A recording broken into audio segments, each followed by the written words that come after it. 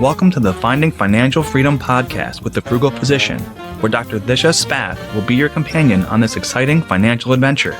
Get ready to conquer debt, build wealth, and embrace a mindful spending lifestyle that will empower you to live life on your own terms. Think student loans are your biggest financial burden? Think again. It's taxes. Over your career, you'll pay more in taxes than your entire student loan balance several times over. That's why Earned focuses on helping doctors build wealth through smarter, tax-efficient strategies. With their Doctor Wealth Playbook, Earned combines investment management, advanced tax planning, student loan optimization, and more, specifically for physicians. It's a holistic approach from advisors who get the financial pressures of your profession. For a limited time, Frugal Physician listeners can visit earn.com/frugal for exclusive access to this comprehensive planning at a discounted rate. Go to earn.com/frugal to secure your discounted rate because you've earned it. That's earn.com/frugal. Welcome back to the Finding Financial Freedom podcast with the Frugal Physician, where we help doctors just like you reclaim your time, build real wealth, and live life on your own terms. Today's guest has walked the very path so many of us are on, from going from exhausted physician to empowered investor. Dr. Joseph Ryan Smolarz is a board-certified surgeon turned serial entrepreneur, real estate investor, and blockchain innovator. He's the founder of Beehive Homes Assisted Living of Broken Arrow, Smell Again, and Store Partners, and he's the blockchain lead for Store Token. With over $30 million in assets under management, multiple patents, and an upcoming book called Heal Thy Wallet, Dr. Smolarz is teaching doctors how to take control of their financial destiny and their lives. Today, we're unpacking his personal financial journey, the wins, the mistakes, and the mindset shifts that changed everything. Dr. Smolarz, welcome. Thank you so much. It's certainly a pleasure to be here, and hopefully your audience can get some value out of our conversation today. I'm super excited. I can't wait to dig into your journey. You've done so much, and you have so much going on. So first of all, you like to go by Ryan, correct? That's correct. Okay. All right, Ryan, so please tell us a little bit about where you're from and how your journey began.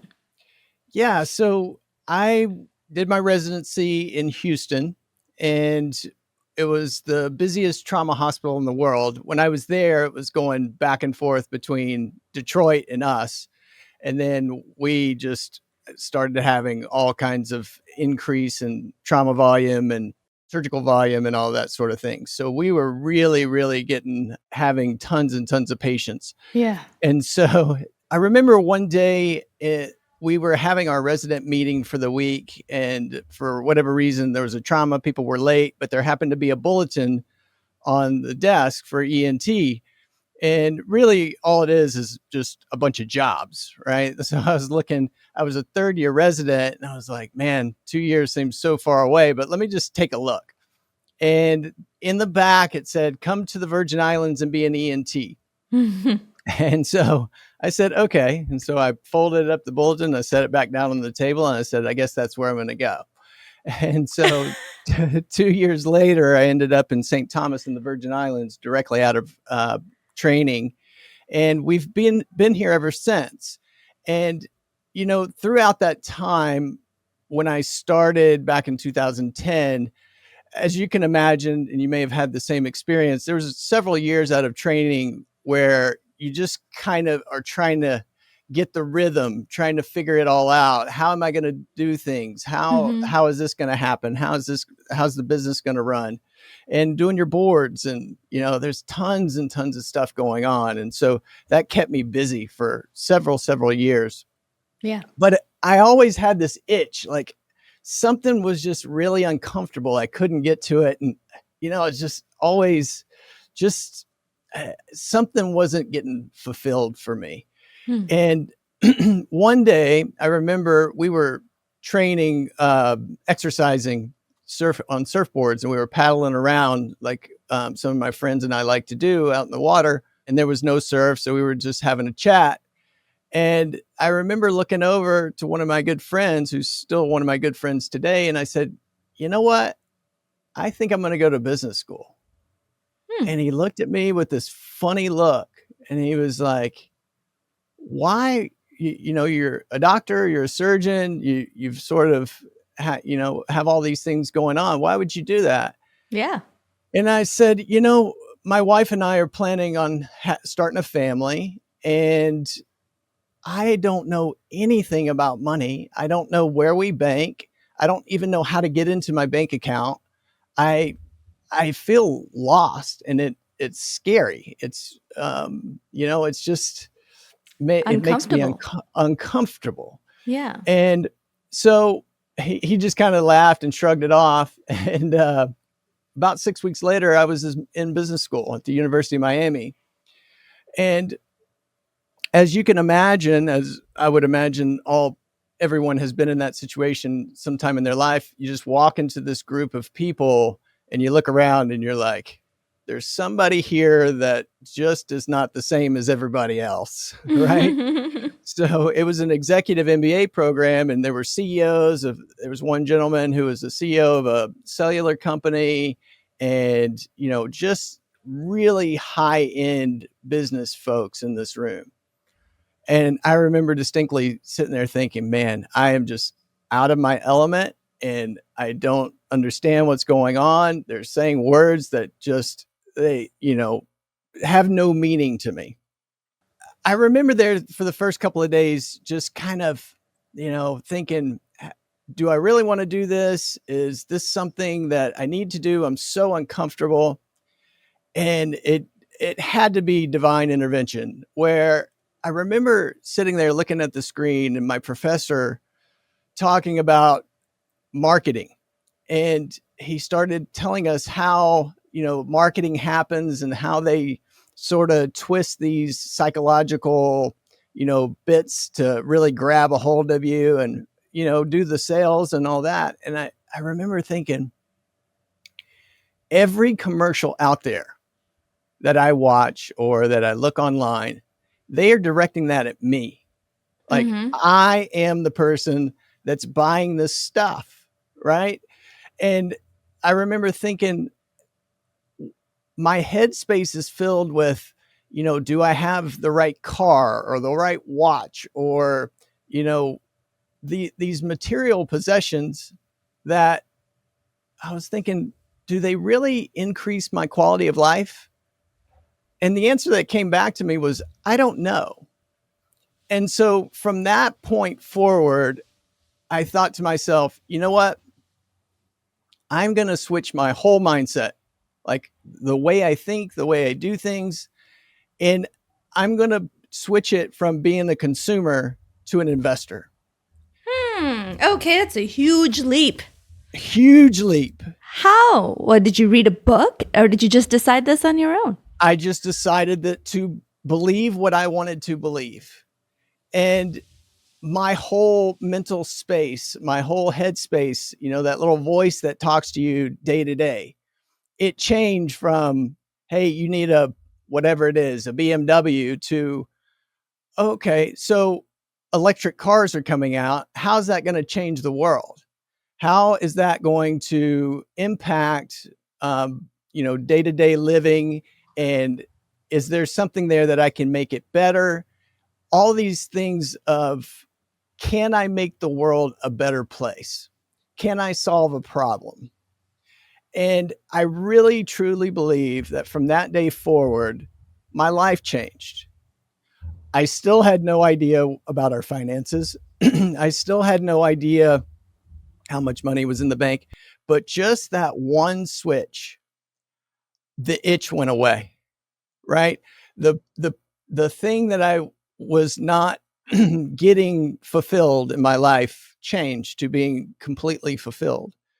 So as we go along with the story, I went through business school, and not that I was, at the high end of the class, because there was these ultra elite business people in the room, but I started to feel more and more comfortable and learning about all the different aspects of business and the marketing and, the sales and the operations and all these sorts of things. And so we sort of fast forward to the end, And I started thinking to myself, you know what? I've got to do something with this. I don't want to just go through all this training, have this major shift in my life and let it go, to the wayside.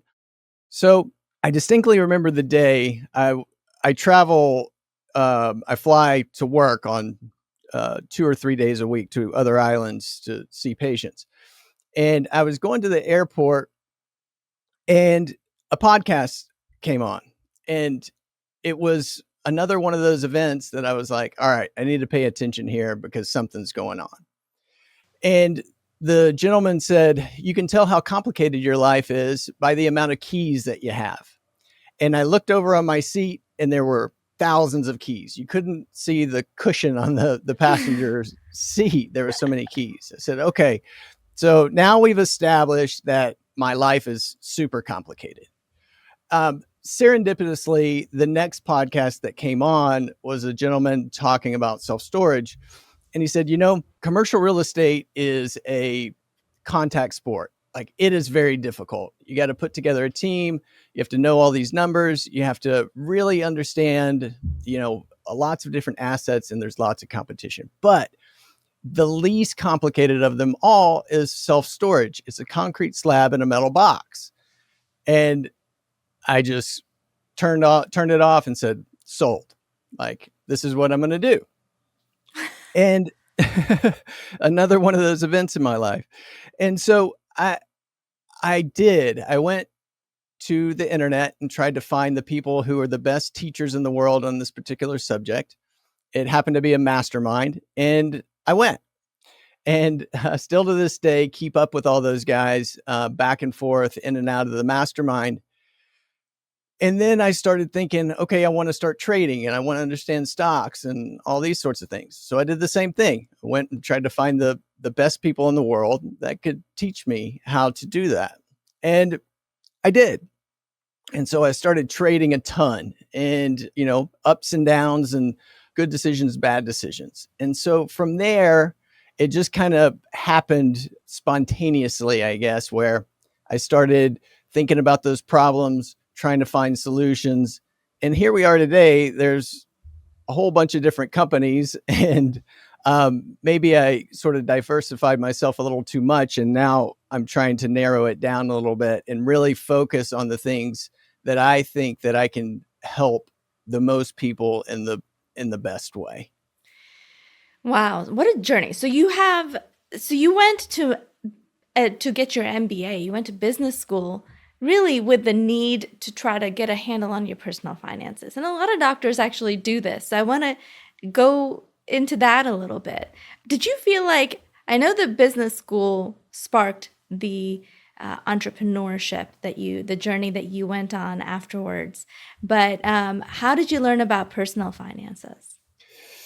So I believe personal finances was sort of a tailwind of learning business, right? And if I decided that if I was going to learn business in this way, which I don't think everyone has to go to business school and spend a bunch of money and, learn the basics and that sort of thing. But I treat my personal finances as a business, and I just transfer there's different terms, people use different words, but they're the same thing. And so as we went along, as I started getting better and better at these aspects of business, I said, hey, wait a minute, this just transfers over to my personal life. And so I'm going to treat it the same way. I am a very, very firm believer. As a CEO of these other companies, I make the decision where to place the capital. And so in my personal life, I just decided I'm going to be the CEO of me and my family. And I'm going to learn how to allocate capital and try to figure out the best way to do that. Yeah. That makes sense. I mean, making a budget for your household is allocating capital, right? Absolutely. Monitoring ins and outs is basically monitoring the in and out of a business and the cash flow of the business. So yeah, so a lot transfers over, sounds like. Did you have any particular very impactful mentors early on that took you on this journey? I think a lot of my mentors have been YouTube University, right? So I'll find people who I believe have the right mindset, have the right way of looking at things, and I'll watch all their content. So I would say, to answer your question about mentors, that's probably the best place that I've found. Now, do I have in my personal life business mentors? Absolutely. The one person I was talking about, the mastermind that runs that self-storage mastermind, he's been great to me, has been a teacher to me. There's been people along the way that have been invaluable. Wonderful. So you were and still are, sounds like a practicing physician, right? A practicing surgeon. How did your peers react when you started to take this journey of entrepreneurship? It still happens today. People think of me as a doctor, and that's really all they can see. It doesn't matter to me. It doesn't bother me either way. When I start talking about leverage and debt and all these finance things, people just kind of get this head tilt and like, Like I just did. yeah, like, where is this coming from? And what are you talking about? I like it because they don't see me coming. Love it. So, okay, so let's talk about, let's dig into your real estate journey a little bit. You said you listened to something that was impactful and you decided real estate investing was what you were going to do. So, what kind of investments in real estate do you have right now? Tell me about that journey. Yeah. So we have it's one facility, two buildings, assisted living in Broken Arrow, as you mentioned in the intro. And that was really the trial by fire. There was a group of us, there was 5 of us that started. And then the one person who was a nurse who was kind of spearheading everything, we were the capital, and he was going to run the business. Well, he had some personal issues and backed out, and it was too late to get out of the deal. So we had to figure out how to run assisted living.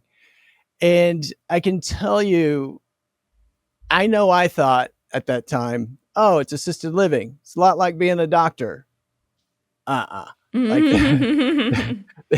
still to this day, I'm kicking myself for thinking that. Over the course since 2017-ish, 2020, we have become proficient at operating assisted living homes. But at the time, we were not. And so we struggled really in every aspect of that business. And it was an incredible experience learning and being able to figure all that stuff out. But it really brought home the message of, you have to learn how to communicate with people.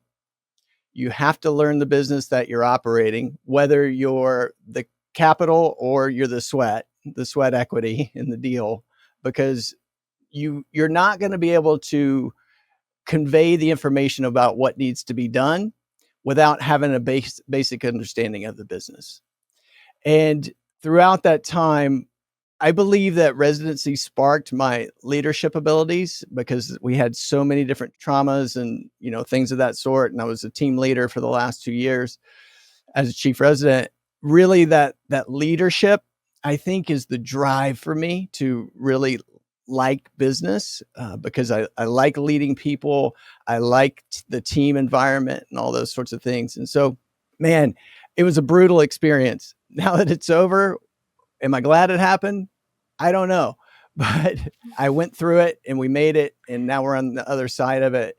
And just the amount of knowledge gained there is just incredible. Yeah, sometimes you just have to learn on the go. A lot of these investing things, you kind of, you do the things, you make the mistakes, and you learn the lessons. And as long as you are resourceful and have a good head on your shoulders, you can come out as long as you don't as long as you don't have to fold, and have the assets to kind of support it while it's struggling. Right. By the way, if our listeners want to learn, there's a whole episode about residential assisted living investing. Just scroll back through our episodes and you'll find that. So you went into residential assisted living. Then you said you traded in stocks. Tell me about that experience. How did you get into that? Biggest wins, biggest losses? So my trading experience came from a gentleman by the name of Phil Town. He's a value investor. Basically, he's taken all the uh, things that he has learned from the Warren Buffett style of investing, and now is teaching people essentially how to be hedge fund managers. Is really Mm. what it is. And so I've been in that program since really 2000, probably around 2000, I think, and learned how to options trade and stocks and value investing and how to evaluate companies and all these different aspects. And what I found was, if you're looking at financials from a public company, again, there's different terminology, there's different things that they say, but it's the same thing as running a private business or your life. And so what I find is as I go through this journey is that everything's transferable. It's even through different asset classes. I mean, there's such big similarities between commercial real estate, stock investing, blockchain, all these different aspects that if you can get a good grasp of the fundamentals, you are going to have a leg up in pretty much any business entrepreneurial, investing that you want to do. Yeah, I mean, it's not rocket science. It does feel like it. When you don't know anything about money and you're that doctor just focused on medicine and, your journey as a medical professional and learning about money, that uncomfortable feeling that you had initially that you didn't know anything about money sounds like you went through all these different learning endeavors and found that there's some essentials that everyone needs to know, and those are transferable. What are some of those essentials? Yeah. So to me, it's really about systems and processes. And I think that if you can really, it's like you and I in our thought leadership world, right? We're taking vast amounts of information and we're breaking it down into easily followed steps. And I think if you do the same thing in your investing career, what you're building is a rinse and repeatable, if that's a word, way of doing things where it becomes automatic. Somebody calls you up and says, "Hey, I got a deal." And you say, "Okay, well, let's start the process. How do we underwrite it? Who's the sponsor? Am I betting on the jockey? Am I betting on the horse?" And if you can really dial in those systems and processes, I'm not quite there, but what I see happening is all of my different buckets where I evaluate risk and the amount of percentage of money I want to put in these different buckets. Once the bucket has a sponsor or several sponsors, call it commercial real estate, then now that I know that sponsor and I trust that sponsor, and I am willing to bet on the jockey and not the horse. They send me the packet. I look through it. I do my valuations, and it's done. It becomes routine. It becomes where the ball starts rolling and you start gaining momentum. And we talked a lot about compounding in the last visit. It keeps snowballing on itself. Yeah. And so the way I've broken it down, when I look at a deal, what am I looking for? I'm looking for three things. I'm looking for asymmetrical risk. Do I have to take more risk to get alpha? Or can I find that asymmetrical risk side where there's less risk but more return? To me, that's what private equity is. That's what fund management is. That's everything in that world, asymmetrical risk. Second thing I'm looking for is, are we using leverage properly? Yes, we have the potential to increase our cash on cash. The amount of money I put in, the more comes back to me. But are we over levered? And so you really have to get a grasp on that leverage aspect. And then the third from a investor side is trust. You have to trust that person, because when a deal goes sideways, they have all the control. And so if they're going to do something nasty, then no matter what happens, it's going to go bad. From a sponsor side, if you take that one step forward, what am I looking for in a sponsor? I will spend endless hours on diligence the first time I do a deal with a sponsor. And the reason is that trust aspect. I'm looking for, do they have good deal flow? Because if they have good deal flow, that means other people trust them and are sending them deals. They're getting deals on the table. People don't send deals to people they don't trust. Can they raise capital? Do other people besides me trust them to give them their hard-earned income? And then third is, can they operate the asset? And so if you break all of these things down and you have these stepwise check boxes to guide you through the process, to me, that's the biggest thing that you could ever ask of yourself in your investing career. What does your portfolio look like now? What is your asset allocation? So the way I look at asset allocation is a little bit different than others. I do believe very firmly in diversification, but I don't diversify within an asset class very often. So I'll have 2 or 3 major things that I look at. So commercial real estate, I have assisted living, and I have self-storage, right? I don't really venture out into other things. We have 9 self-storage facilities, and depending on how you look at it, 1 or 2 assisted living homes. That's that bucket.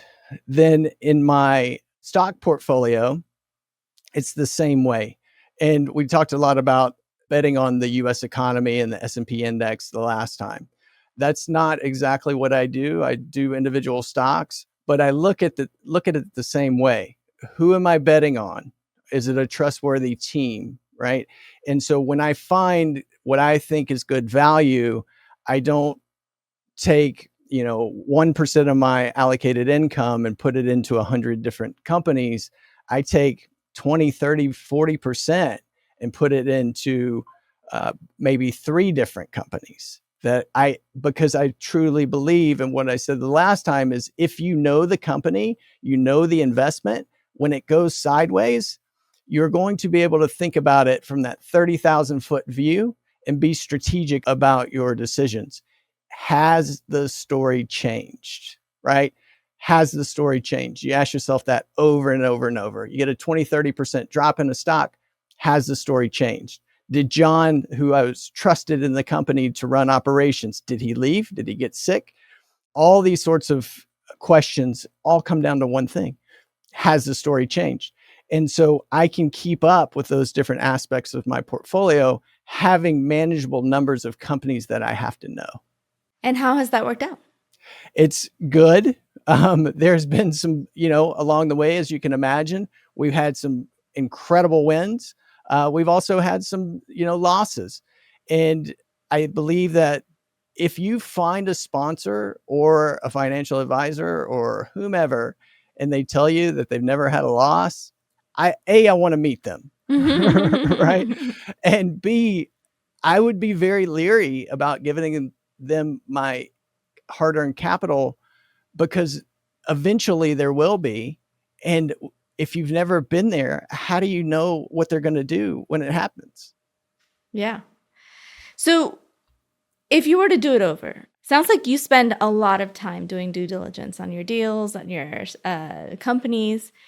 Or if you were to advise someone else on how to get started in investing, would you tell them to do individual stocks or index funds?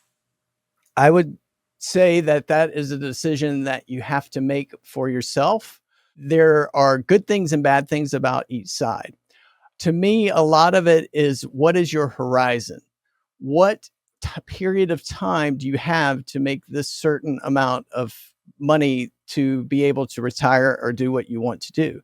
If the number is high, then you're going to have to really figure that out of how to get yourself there. If you're starting in your 20s and starting, doing what you're supposed to do at an early age, then I would say, maybe you look at S&P index fund investing as more of a percentage of your portfolio. It really depends on, what are the goals? What am I trying to achieve? Do I have the knowledge base to be able to achieve them? And you can get as sophisticated as you want to, but in the end, it's all the same. If you don't understand it, you're not going to win. Right. So let's go back to your personal financial journey. How has your net worth changed over this journey of entrepreneurship when you went to business school, started learning about finance? Where did you start? Where are you now? From start to now, my net worth has probably 100x'd. Wow. Wow. And so your start was back in 2020, was it? 17. 17. Okay. Yeah, so that's not very long at all. It's 8 years. And what are some of the key mindset changes? You already went through some of them. Not being a consumer, being an investor is the one big one that you mentioned. Any other key mindset changes that you went through during this time? Absolutely. So as a teacher of all of this, we have a 10-step process called Lift Off Now. And so each one of those steps is a different, until you get past the consumer to investor part, which is step number 5, the first 4 are all mindset shifts, where to me, if you don't have them, then you're really behind the curve on being able to push forward your investing career. The first one is choose what you want to believe, because you can do that. There are facts in life and there are beliefs in life, right? You can choose what you want to believe. And the way that you push that forward is you get around the people that believe the same things you do. Sort of that team approach. And so over time, you take on those beliefs, and eventually you can't remember the time when you didn't believe them. And these good core fundamental principles of business and investing, if you get around those people and they're constantly telling you about them, eventually you will take them on as yours. Step number 2 is looking at the 30,000 foot view. In business, I firmly believe that it is not about subordination as an employee.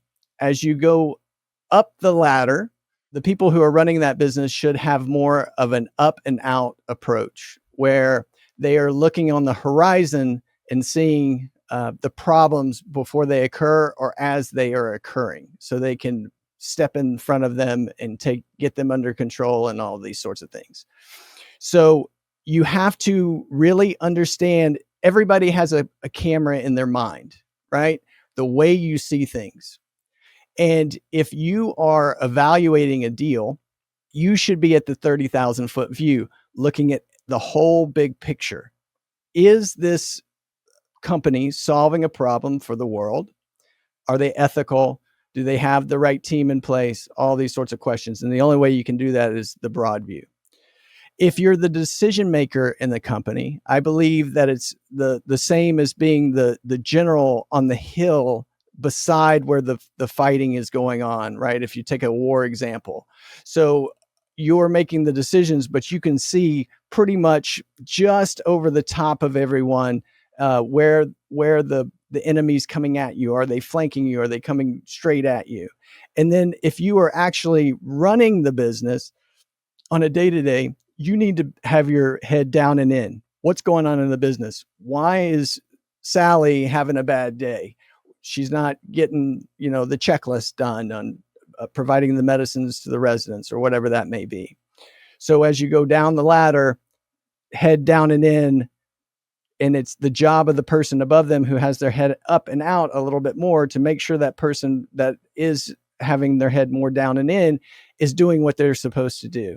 And if you can get that culture in that business, and that's one of the things that I'm looking for in other businesses, then I believe that that's when you have the ability to scale. We've all seen tons of companies out there that just stagnate in the same place. My belief is that the person who is supposed to have their head up and out has their head down and in the minutia. Love that. Okay. So I've taken up a lot of your time today, and I know you have things to do. So if there's one thing that you want people to remember after listening to this episode, what would it be? You have to make a decision for yourself. If this is something that's important to you, it's going to take time and effort to do it. But The rewards on the other side for me was going from an uncomfortable life to a comfortable life. I don't know if I can say anything more powerful than that. You have to take control. You have to find people who your consultants, your CPAs, your advisors, whoever that team may be, to help you. But it is doable. You don't have to go to business school like I did. I didn't have any other way. I didn't know who to go to. I didn't know the steps. We have 2 seasoned people on this call who can point you in the right direction. Use the resources that you have available. This does not have to be one of those things in life that you have to do trial and error over and over and over. It's the difference between having this take 20 years or 2 years, right? It's not going to happen overnight. Nobody's saying that you're going to get rich, tomorrow, but use the resources, decrease the amount of time. There's always going to be a cost to your education. Whether you go to business school, you pay for it, right? You do deals, some of them go sideways. You're going to pay for it. You're going to pay for it either way. Understand how to think about risk and use the resources that are available to you. That's what I would say. I love that. And we have so many resources these days. Back in the day, before YouTube, before podcasts, we would read a book by an author and generally not have a very good way to reach out to them and ask them follow-up questions, or now what else should I read? Now what should I do, right? But these days, everyone is accessible.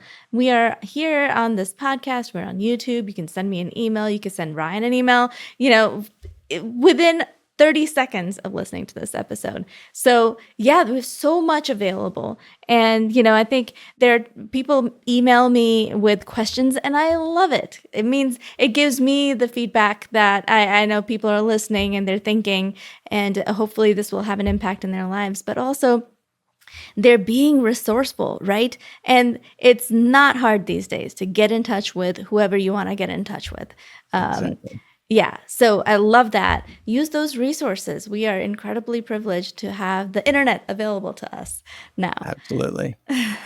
The internet solved the distance gap. And so Right. every new technology, that's what you're looking for, is what gap do they close? And that's that one. And it's an incredible one. Yes. Well, let's end now with a rapid fire segment. I'm going to just ask you a couple of questions. Just say the first thing that comes to mind. Ready? Absolutely. Let's go. First thing you bought with your first attending paycheck. A trip to Greece, a cruise. Ooh, that sounds lovely. All right. Real estate or crypto? Whew, that's a tough one. I would say fundamentally commercial real estate. Okay. Biggest luxury you allow yourself now? The biggest luxury I would have to say is allowing mistakes to happen and not focus on them. Solely a mindset thing, where used to, if I made a bad trade, I would just think about it and, rehash it and let it take me down. I believe that's probably one of the biggest luxuries that I can allow myself. And I don't want my mind or my brain or my mindset to focus on material things as being a luxury. Love that. Favorite money app or spreadsheet hack? Spreadsheet hack. If you can build a model in a spreadsheet where you plug in different numbers for the same, let's call it self-storage. We have a model as well where we take the package and we plug in some numbers, and at the end, it spits out the information that we want to know. Systems and processes. Everything should revolve around that. Is it a hack? Probably, but you can have them built for you. You can have an M&A team help you build one, or you can do it yourself. But models and spreadsheets are invaluable. Love that. If you could give yourself, your med school self, one piece of financial advice, what would it be? Start investing, start investing, start investing. Right. Don't put it off until you know everything. Exactly. Yes. Thank you so much. Ryan, it's been such an honor to have you on, and it's been such an interesting conversation. We really appreciate your time. I know you have a boat and a family out there that's waiting for you, so I won't keep you any longer. I hope you have a great day, and thank you again. Awesome. Thank you so much, and it was a pleasure to be here, and hopefully we can do some of this stuff in the future. What an incredible journey from overwhelmed surgeon to financially free entrepreneur. Dr. Ryan Smolarz shows us that financial freedom isn't just possible, it's a decision. Be sure to check out his upcoming book, Heal Thy Wallet, and tune into his podcast, The Medicine and Money Show, for more wisdom. If you found value in this episode, please share it with a colleague and leave a review. It helps us reach more physicians on the path to freedom. Until next time, remember, your white coat is powerful, and so is your wallet. Stay frugal, y'all.